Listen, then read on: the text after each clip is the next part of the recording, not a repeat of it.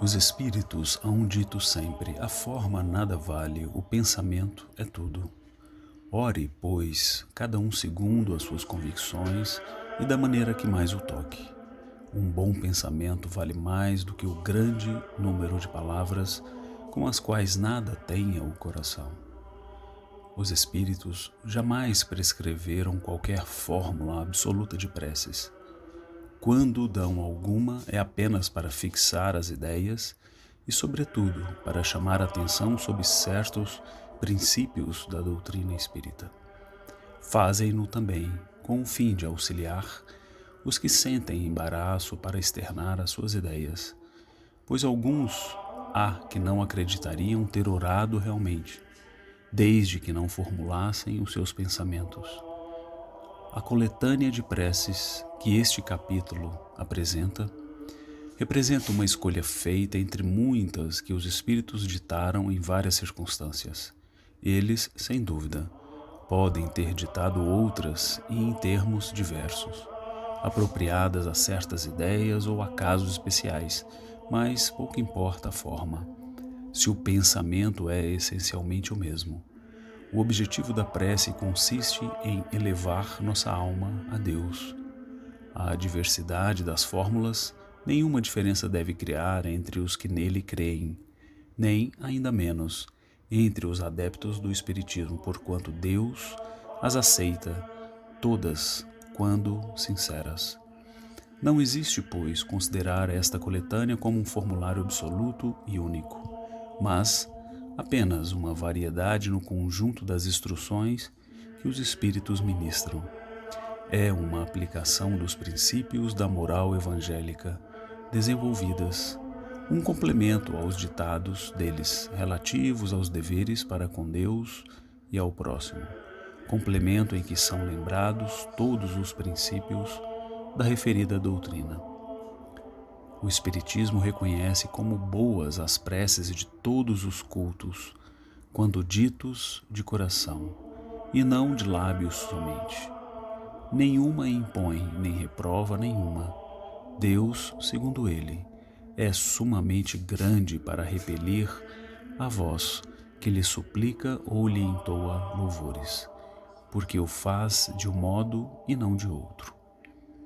Quem quer que lance anátema às preces que não estejam no seu formulário provará que desconhece a grandeza de Deus. Crer que Deus se atenha a uma fórmula é emprestar-lhe a pequenez e as paixões da humanidade. Uma condição essencial da prece, segundo São Paulo, é que ela seja inteligível, a fim de que não possa falar ao espírito. Para isso, não basta seja dita numa língua que aquele que ora compreenda. Existem preces em língua vulgar, que não dizem ao pensamento muito mais do que se fossem proferidas em língua estrangeira, e que, por isso mesmo, não chegam ao coração.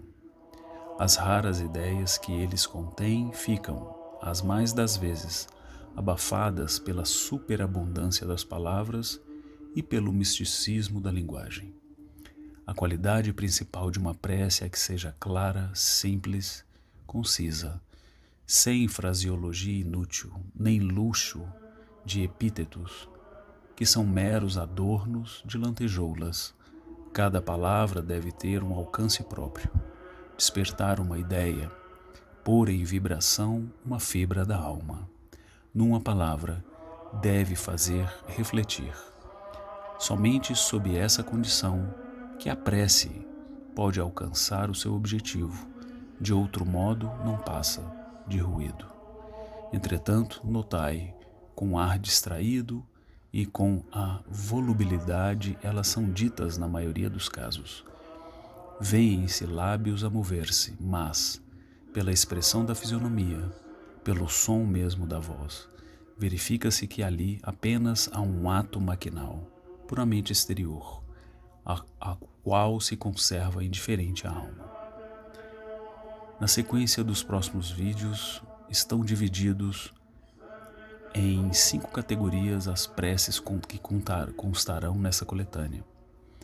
Preces gerais, preces por si mesmo, preces pelos vivos, preces pelos mortos, preces especiais pelos enfermos e pelos obsidiados, com o propósito de chamar de maneira especial a atenção sobre o objeto de cada prece e de lhe tornar mais compreensível o alcance. Vão todas precedidas de uma instrução preliminar, de uma espécie de exposição de motivos, sob o título de prefácio.